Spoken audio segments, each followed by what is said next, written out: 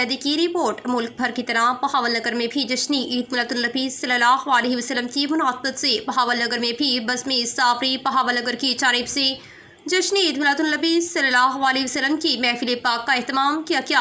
आशिकाने रसूल सल्लल्लाहु अलैहि वसल्लम के फलक शगाफ नारे मरहबा या मुस्तफ़ा आ गए सरकार आ गए, सरकार की आमद मरहबा, दिलदार की आमद मरहबा से फिजाओं गूंज उठी। सरवरे कायनात हजूर अकरम सल्लल्लाहु अलैहि वसल्लम की आमद की खुशी में आस्ताना आलिया साबरिया को बरकी कमकुमों से सजाया गया। 92 पाउंड का केक काटा गया। तकरीब के मेहमान खसूसी MPA सुहेल खान और ज़रीन आज़म सैयद कलंदर हसनैन शाह थे। महफिल की सरत पीर तरीक़त हज़रत ख्वाजा मसूदुल हसन गंज कादरी ने की। मेहमानों की आमद पर फूलों की पत्तियां निछावर की गईं और शानदार आतिशबाजी का मुजाहरा भी किया गया।